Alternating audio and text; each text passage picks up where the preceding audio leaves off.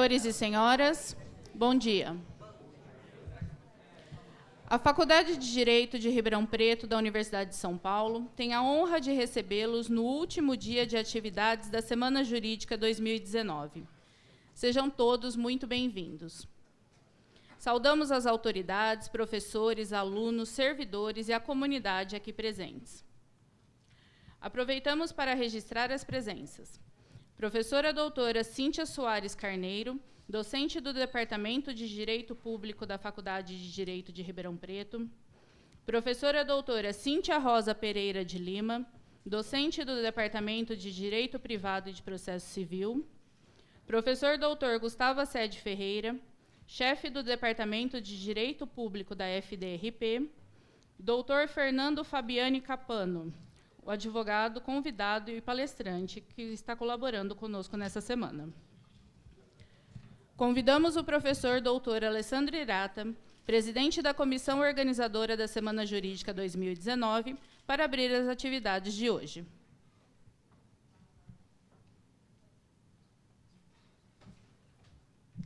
Obrigado, Érica. Bom dia a todos. É mais uma vez um prazer enorme a gente poder abrir os trabalhos hoje, nosso último dia da Semana Jurídica 2019. Teremos aqui a honra de ter o professor Jorge nos brindando com a sua palestra e depois a advogada doutora Miriam Caram falando sobre a advocacia na mulher. Então, sem mais delongas de tomar o tempo, passo a palavra para nossa mestre de cerimônias para anunciar o nosso palestrante. Muito obrigado, bom trabalho a todos. Convidamos a doutora Miriam Ravanelli Iskandar Caram para falar sobre o tema A Mulher na Advocacia. A doutora Miriam é graduada em Direito e Letras com licenciatura plena em Português e Inglês, especialista em Direito Penal, Processo Penal e Psicopedagogia Institucional, pós-graduanda em Direito de Família e Sucessões, coordenadora da Comissão dos Direitos Infanto-Juvenis 2014-2016, coordenadora da Comissão da Mulher Advogada da 13ª Subseção de Franca 2016-2018, coordenadora regional da Comissão da Mulher Advogada 2016-2018 e vice-presidente da 13ª Subseção de Franca, São Paulo 2016-2018. Na seccional paulista da Ordem, foi eleita conselheira estadual para o triênio 2019-2021. Seja muito bem-vinda, doutora Miriam.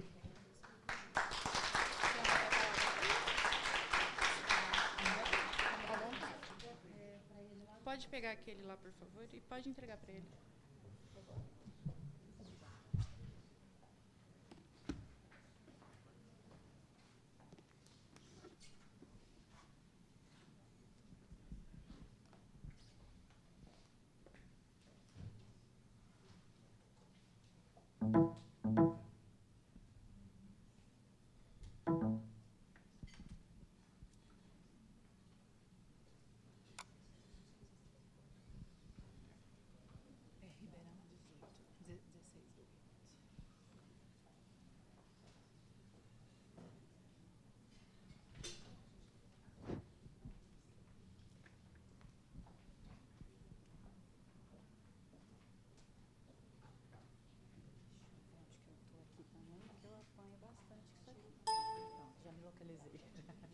Acho que sim, né?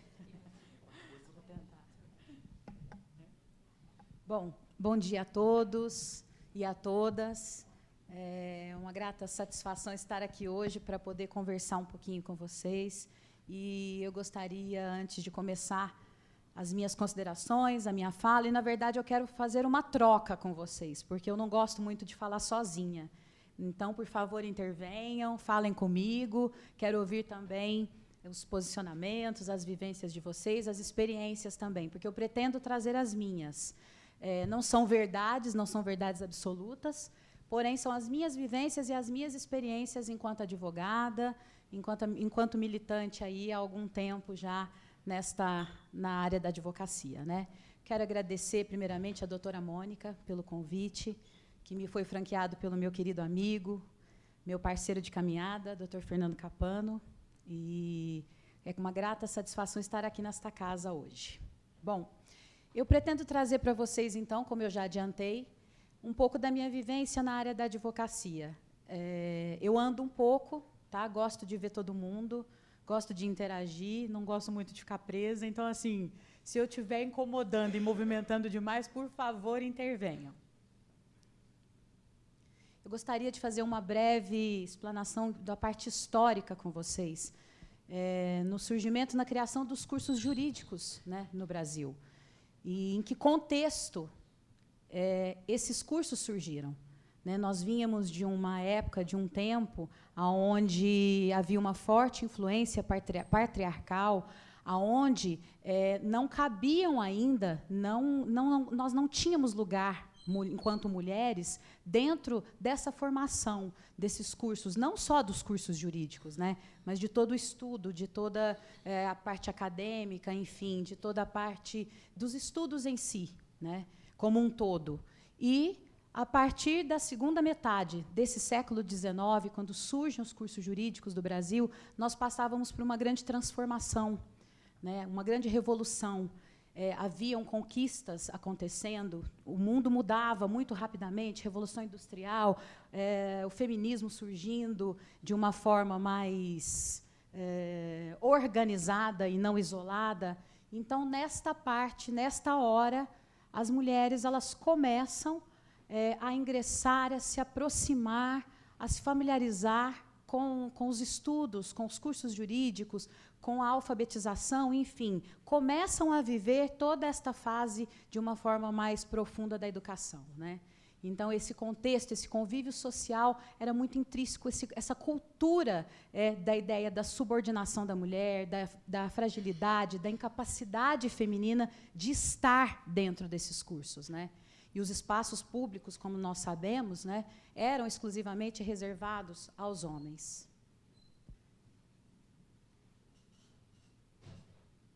E aí, em 1898, surge a doutora Mirtes Gomes para dizer que era possível nós, mulheres, ingressarmos nesses cursos, né?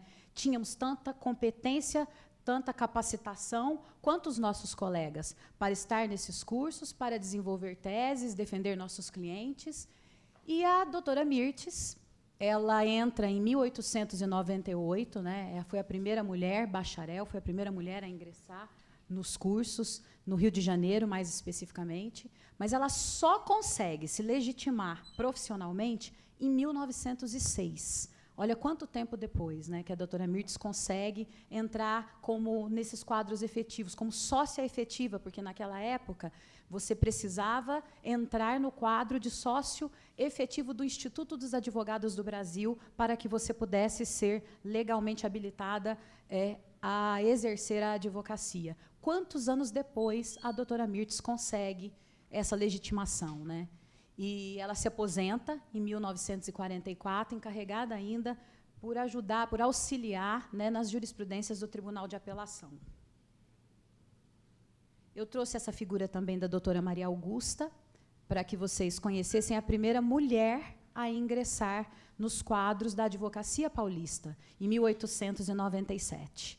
Ela concluiu o curso em 1902, mas um pouco diferente da doutora Mirtes, ela cede, digamos assim, né? Não gosto muito desse termo, mas assim, as pressões da época. Ela entende que todo aquele preconceito, que toda aquela barreira, que toda aquela pressão que ainda existia nos cursos jurídicos faz com que a doutora Maria Augusta desista da advocacia. Ela entende que ela precisa partir para outras áreas porque ela não quer se sujeitar, ela não vai se sujeitar a toda aquela opressão, a toda aquela pressão que ainda existia nessa época, né? E ela se afasta por um tempo da advocacia, né? E, de repente, ela é convidada, anos depois, quando as coisas já caminhavam de uma forma melhor, enfim, de uma forma mais igualitária, digamos assim, né? Ela retorna em 1947, ela é nomeada uma consultora jurídica do Estado de São Paulo. E já em 2000, né, eu quis trazer a figura da ministra, da Ellen Grace, né, que foi a primeira mulher a integrar e a presidir a Suprema Corte do Brasil, né, desde a sua criação. Eu lia há um tempo atrás uma entrevista da ministra Ellen Grace, né, da ex-ministra, enfim, dizendo o seguinte, que quando ela assumiu, quando ela entrou na Suprema Corte, não havia banheiro feminino. Que aquilo para ela foi um choque, porque ela falou assim, quando eu entrei, a primeira vez que eu fui procurar o banheiro, eu falava, gente, mas aonde eu me dirijo, aonde eu vou? Né? E aí foi feita, naquele primeiro momento, uma adequação para que fosse possível a ministra ter um banheiro que pudesse comportar uma mulher. Né? E eu quero começar mais assim, uma provocação com vocês, né? Que eu gostaria, é onde eu digo da intervenção, que eu gostaria que vocês participassem e trouxessem as suas experiências também, se vocês entendem que as advogadas e os advogados hoje, na nossa atualidade, que nós enfrentamos os mesmos desafios, né? Que é o estudo constante, a carga excessiva de trabalho, muitas inseguranças, principalmente quando enfrentamos alguma coisa no início de carreira, ou alguma matéria nova, algum cliente novo, alguma matéria que ainda nos é estranha, né? Os conflitos que podem surgir com algum cliente, os pagamentos que não recebemos pelos trabalhos prestados, os desrespeitos às prerrogativas profissionais. Se vocês entendem que hoje, na nossa atualidade, advogados e advogadas, homens e mulheres, no exercício da nossa profissão, enfrentam exatamente os mesmos desafios. E eu gostaria de verdade que vocês refletissem, que vocês pudessem trazer um pouco aí pela vivência, pelo que já viveram, pelos estágios, enfim, por onde passam, se hoje vocês visualizam algum outro tipo de dificuldade, e se há diferença entre homens e mulheres.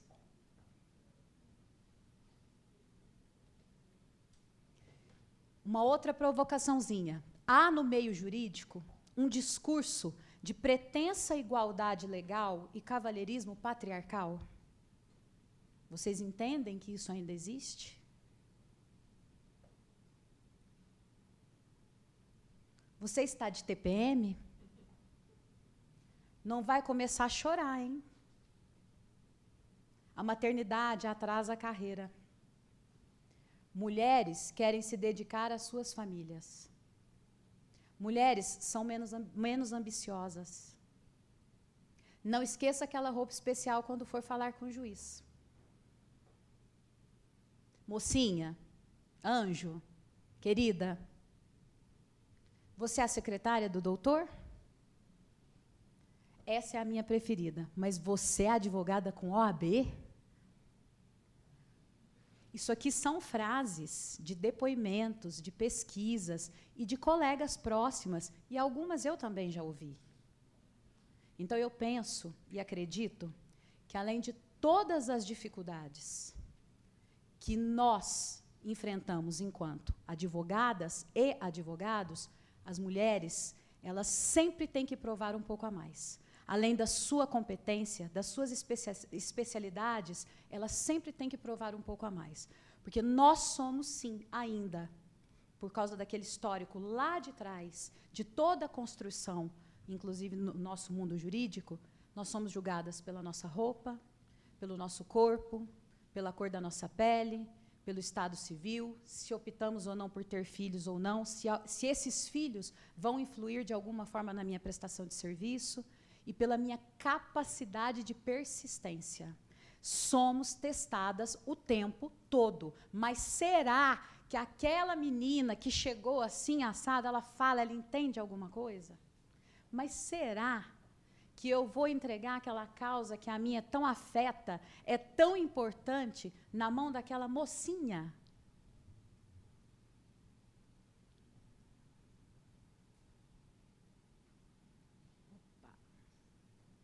Aqui eu trouxe algumas fotos reais, tá? De casos recentes, de mulheres que foram barradas na entrada de tribunais, né, de algumas localidades do país, pelo tamanho da saia, pela vestimenta que o juiz ou a juíza achou que não era adequado, e ali ao fundo tem uma mulher grávida, que o juiz também entendeu que já estava na hora dela descansar. E que esta advogada também não estava vestida de forma adequada.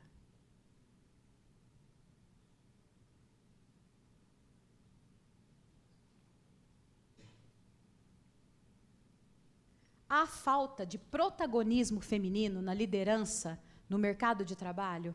Eu trouxe aqui uma pesquisa para vocês, que é de uma advogada. Depois, inclusive, eu posso passar para vocês,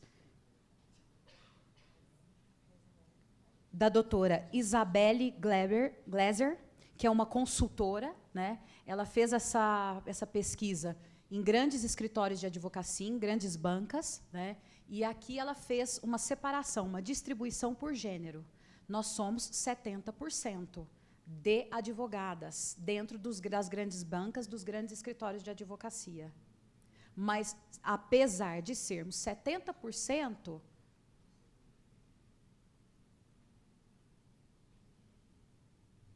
apenas 30% são sócias. Nós não chegamos no patamar mais alto. Raríssimas exceções chegam a esse patamar mais alto, de exercer um cargo de chefia, um cargo de direção, um cargo de gerência, ou de serem uma sócia prioritária, majoritária, dentro de um escritório de advocacia. E por que isso? Glass ceiling. É o famoso, que vocês já devem ter escutado essa expressão, teto de vidro. É ainda aquela pecha que nós trazemos lá de trás. É uma película muito fina, é uma barreira muito fina que muitos de nós ainda não enxergamos. E eu digo muitos de nós porque eu também carrego isso comigo. Antes de entrar, de cair, de estar mais dentro da advocacia propriamente dita, de ter o meu escritório, eu não enxergava isso. Eu achava que não, que nós não tínhamos nenhum tipo de barreira, que nós, sim, tínhamos em pé de igualdade. E esse teto de vidro, essa perigosa barreira que ainda não enxergamos, ela faz com que ainda não consigamos essa igualdade, caminharmos juntos, homens e mulheres, advogados e advogadas. São barreiras enfrentadas pelas mulheres que tentam ou aspiram a atingir cargos de níveis hierárquicos mais altos em organizações de trabalho e áreas afins. E qual que é a consequência disso? Eu promovo uma segregação profissional, porque eu automaticamente vou separar homens e mulheres, vou criar coisas diferentes de gêneros. As avaliações se tornam mais injustas, porque eu vou avaliar os homens de um jeito e as mulheres de outro. E isso aqui eu quero fazer um parêntese. Há um outro fenômeno que vem sendo muito difundido e muito estudado, que é a Queen Bee, que é a famosa abelha rainha, que são aquelas mulheres que chegam no topo de grandes escritórios, que chegam no topo de grandes empresas, mas elas acham o seguinte, que elas não devem estender a mão e elas não devem ter sororidade para aquelas mulheres ainda subordinadas que não atingiram o mesmo patamar que elas. E isso acontece e muito, porque esse fenômeno, ele diz e ele prova através de pesquisas que essas mulheres, para chegar nesses determinados cargos, elas tiveram que abrir mão de muito mais coisas do que aquelas que ainda não chegaram. Então, elas não entendem como justo facilitar a vida das amigas. Sabe a famosa sororidade seletiva? Se eu tive que passar por tantas dificuldades, por que eu vou facilitar a sua vida? E esse fenômeno existe e é latente e é gritante. Menor remuneração que os homens nos mesmos cargos. Um estudo realizado em 2018 pelo IBGE confirma que, apesar de termos um grau de escolaridade superior ao dos homens, nós ainda ocupamos os cargos menores e temos ainda menos ocupação nestes cargos, né, de grande relevância, de dirigência, enfim. E diferenças nas oportunidades de crescimento e desenvolvimento profissional oferecidas a homens e mulheres. Normalmente, as grandes bancas, os grandes escritórios, empresas, enfim, investem mais no homem, mais naquele profissional, ele dá ações, casos, enfim, coisas de destaque, de maior importância ainda para os homens. E os principais fatores apontados deste problema?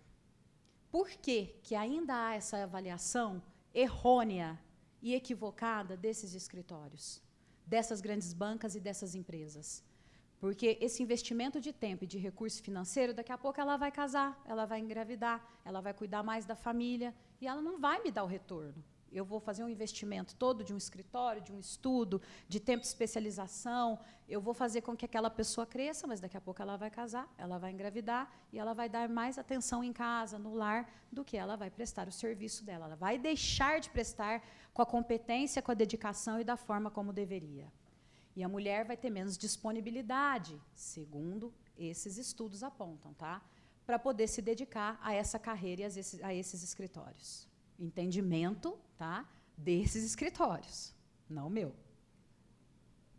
São fatores reais ou são fake news? Vocês acham que realmente isso acontece?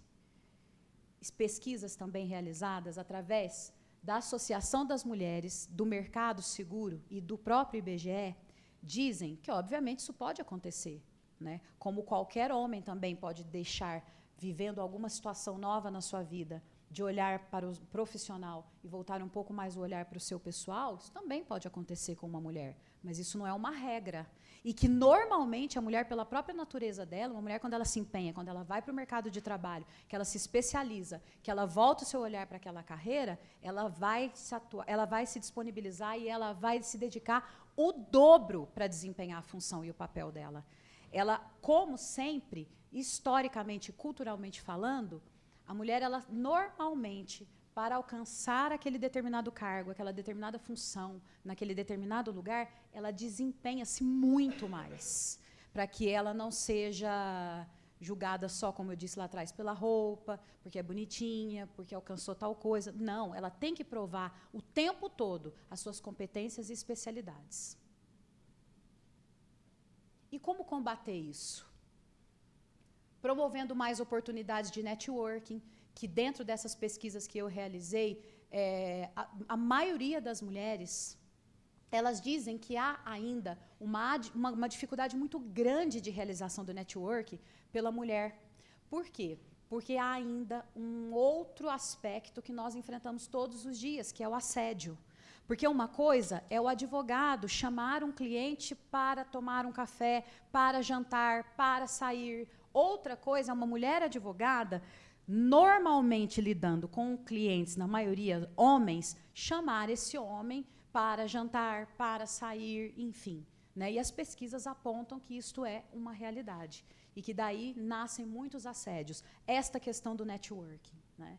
E, então, promover os próprios escritórios em horários de trabalho, né? Enfim, em que possam, de repente, fazer não sei, um café, enfim, entre os sócios, não sei, fazer uma facilitação, né? Posicionar-se a favor de suas advogadas frente a clientes, porque acontece muito também, né? As piadinhas, as brincadeiras de mau gosto, alguma outra coisa que é dita e que desmerece aquela mulher, que desmerece aquela advogada junto ao seu cliente. E não tem graça, porque se me ofende, se me atinge de alguma forma, não tem graça. E se nós somos parceiros, queremos equilíbrio, queremos seguir juntos e construir uma advocacia forte, coesa e unida e caminharmos juntos, é importante que, assim como somos respeitadas, respeitamos e vice-versa. É uma via de mão dupla. Né? Conscientizar as equipes sobre essas questões dessas piadinhas, dessas práticas discriminatórias.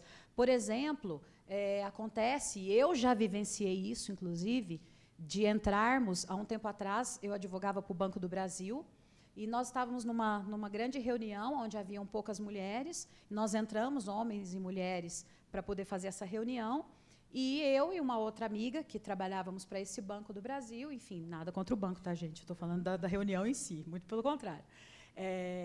Eu era sempre aquela, você pode buscar o cafezinho? Ah, mas você não pode ir lá pegar tal coisa? Então, assim, era sempre direcionado, ou para mim, ou para minha colega. Estávamos em 10, 12 ali, 2 mulheres, então, assim, pelo simples fato de eu ser mulher, eu não tinha que iniciar a reunião, eu não tinha que estar sempre ali presente, eu que podia buscar o café, eu que podia fazer as outras coisas. Pode parecer besteira, mas isso não é. Na nossa vivência do dia a dia, na ordem prática das coisas, faz muita diferença isso.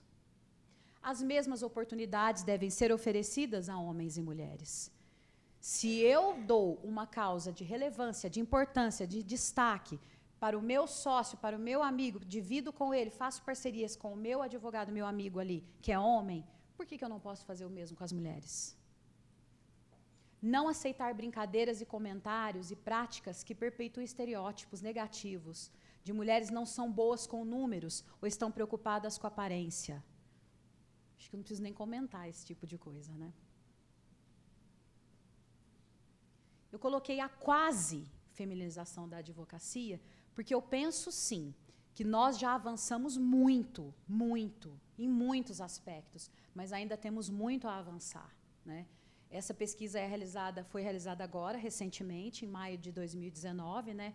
1.139.462 advogados no todo, no geral. 560.399, quer dizer, 49,1%, mulheres. Esta avaliação feita já nos bancos acadêmicos, somadas aos bancos acadêmicos e as estagiárias que já passaram na UAB e estão chegando, nós chegamos já a quase 52%. Então, já ultrapassamos os homens, né, os nossos colegas, os advogados. Então, se nós já pagamos 52%, se já dividimos por igual a conta, nada mais justo que nós também possamos comer da mesma fatia, na mesma proporção. E quando eu digo isso, eu não quero falar em números só, eu não quero falar só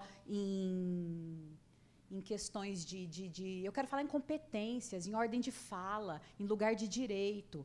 Porque números, para mim, e nada são a mesma coisa. Se eu não tenho representatividade, se eu não tenho as minhas competências e as minhas representatividades respeitadas, eu não tenho nada. Eu posso ser 70%, eu posso ser 30%, porque, para mim, minorias não são aquelas que são 20%, 10%, 15%, porque eu posso ser 70% e não ter nenhum tipo de representatividade.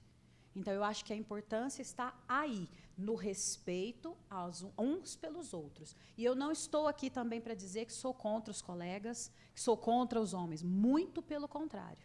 Eu sou a favor do equilíbrio. Eu sou a favor de que, para construir uma advocacia justa, uma advocacia onde caminhemos juntos, seja importante o equilíbrio, é o respeito mútuo. 579.063, hoje, né, os nossos colegas advogados, 50,9. Ou seja, já estamos praticamente equiparados em quantidade. Agora precisamos buscar na questão representatividade.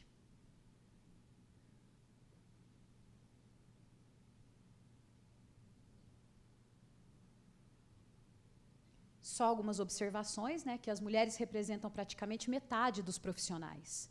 Contudo, ainda tem um passinho aí longo para poder percorrer. Ainda não tivemos, né, nenhuma presidente no cargo de Conselho Federal da Ordem dos Advogados. E, para mudar essa realidade, a partir de 2021, né, temos aí a questão do 30% obrigatório nas chapas diretivas. As nossas conquistas. Eu quis trazer, porque a Miriam veio aqui, então, para dizer para mim que a advocacia é ruim, que é para eu ir embora, que eu não devo advogar, que o mercado, para mim, é péssimo, que, então, não vale a pena advogar. Muito pelo contrário. Eu vim aqui para dizer que, se hoje está assim, é porque nós, mulheres, já batalhamos e muito. E temos muitos bons parceiros, colegas advogados que caminham junto conosco, que querem essa equidade, que querem essa paridade, que querem que estejamos juntos, no fortalecimento da classe, da advocacia como um todo, e também das questões de gêneros que devem ser respeitadas. E temos muitos bons parceiros que nos acompanham nessa caminhada. Eu estou aqui para dizer que é possível mudarmos isso, que é possível transformarmos essas questões de gênero, de classe, e que é possível essa equiparação dentro da nossa classe, né? As nossas conquistas. O assédio também é violência, que eu já dizia para vocês lá atrás na questão do network, do relacionamento com clientes, do relacionamento com juízes, né? Enfim. Que toda advogada tem o direito de exercer a advocacia sem sofrer qualquer tipo de assédio. Que discriminação ou preconceito de gênero não pode ser admitido nunca. Que toda advogada tem o direito a não sofrer, em razão do gênero, nenhum tipo de discriminação. Que a violência de gênero ela não é admissível em nenhum tipo de contexto. Que eu tenho de direito de vestir aquilo que eu quero. É óbvio que eu, Miriam, tenho uma opinião pessoal, que, assim, nós temos que ter, sim, claro, estarmos bem vestidas, estarmos adequadas, assim como os colegas. Então, que sejamos julgadas ou comparadas, assim como os nossos colegas. Né? Direito à igualdade na remuneração. Se eu exerço o mesmo cargo, se eu presto o mesmo tipo de serviço, se eu tenho a mesma competência ou até mais, por que eu ganho menos? Exercendo a mesma função, prestando o mesmo tipo de serviço.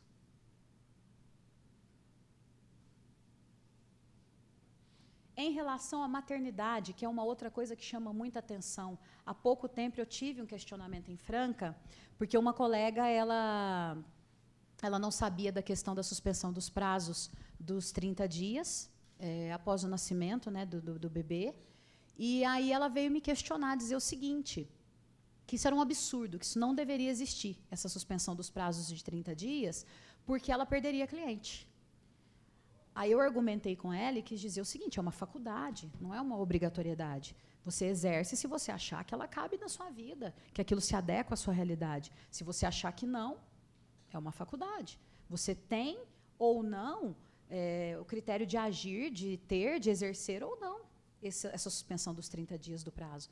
Então, quer dizer, assim, dentro da nossa própria, do nosso próprio gênero, da nossa própria questão enquanto mulher advogada, nós ainda sofremos esse tipo de questionamento também. Né? Para que suspender processo por 30 dias? Isso vai me prejudicar junto ao meu cliente. Né?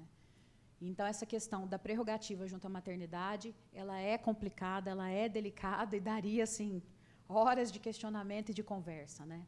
Isenção total ou parcial da anuidade no ano do parto ou adoção. Em 2015, foi criado um plano de valorização, né, da mulher advogada, e isso foi inserido. E agora, nesse ano, alguns meses atrás, uns 2, 3 meses atrás, nós votamos em plenário também na seccional da OAB São Paulo, né, e isso já está em andamento. Uma propositura da nossa diretoria, né, e foi votado em conselho, e a OAB São Paulo, hoje, ela já está com esta isenção total no ano do parto, no ano do nascimento da criança, né, para as mulheres advogadas. A Lei 13.603 de 2018, ela alterou o estatuto, trazendo também avanços importantes nos direitos às gestantes, às lactantes, né, permitindo que as mulheres possam conciliar a maternidade, não passar pelo raio-x, porque ainda não há um estudo comprovado de que realmente não cause nenhum tipo de problema ao bebê. E nós ainda temos muitos questionamentos em relação a isso.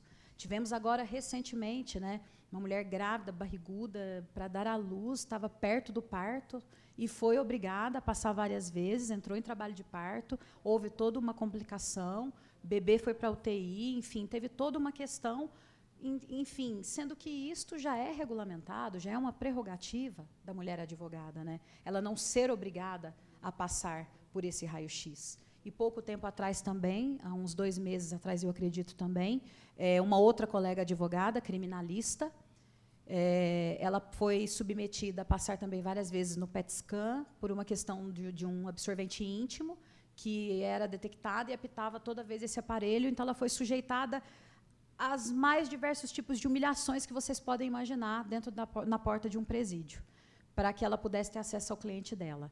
Essa colega procurou a seccional de São Paulo e, numa parceria das prerrogativas da OAB São Paulo com a Comissão da Mulher Advogada, nós levamos também isso a plenário do Conselho e foi feito um desagravo, foi aprovado por unanimidade. E esse presídio, obviamente, o diretor vai ser oficiado para que preste os esclarecimentos, né? E isso nós estamos acompanhando de muito perto para que essas prerrogativas sejam respeitadas.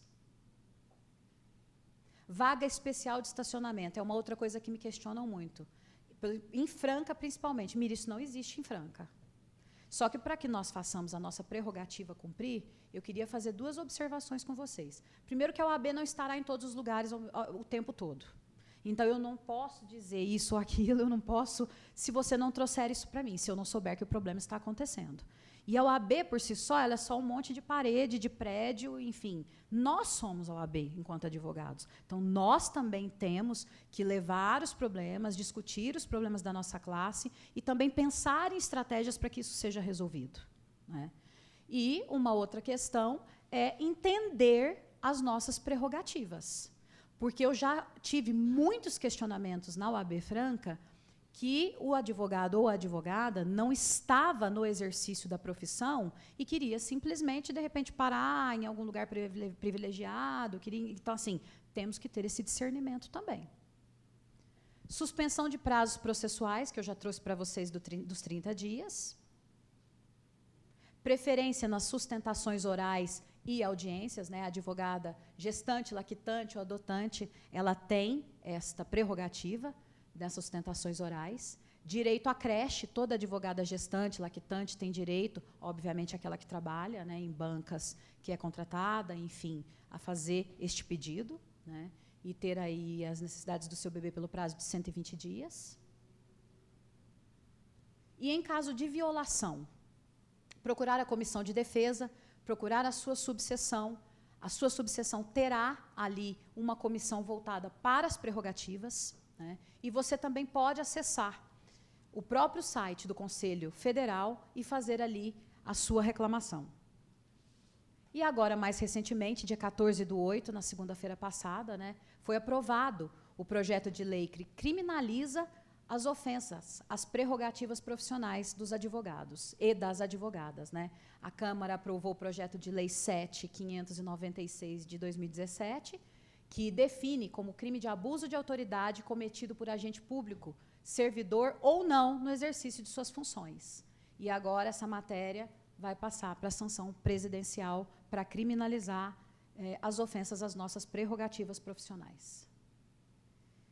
Esses dados são atualizados agora, da OAB São Paulo. Nós já somos em 50 presidentes mulheres nas subseções de todo o Estado. Somos 59 conselheiras estaduais, aproximadamente 40%, 2 diretoras seccionais na nossa diretoria, 5 diretoras da CAASP, 2 conselheiras federais e presidentes e vice-presidentes alternadas de comissões estaduais, aproximadamente 48%, considerando que nem todas as comissões já foram nomeadas presidentes e vice-presidentes.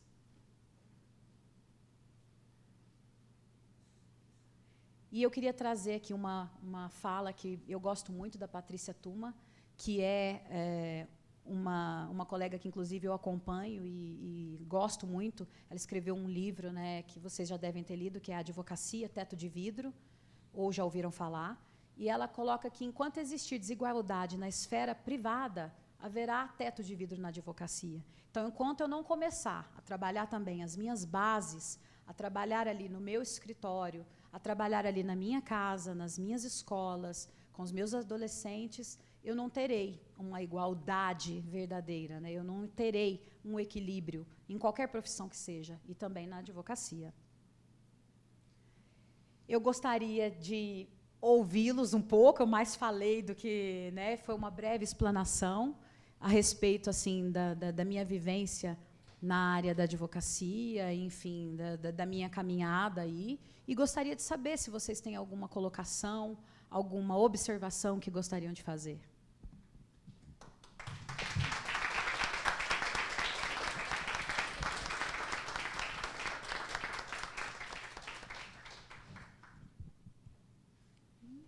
Então, obrigada. Agradecemos a participação da doutora Miriam.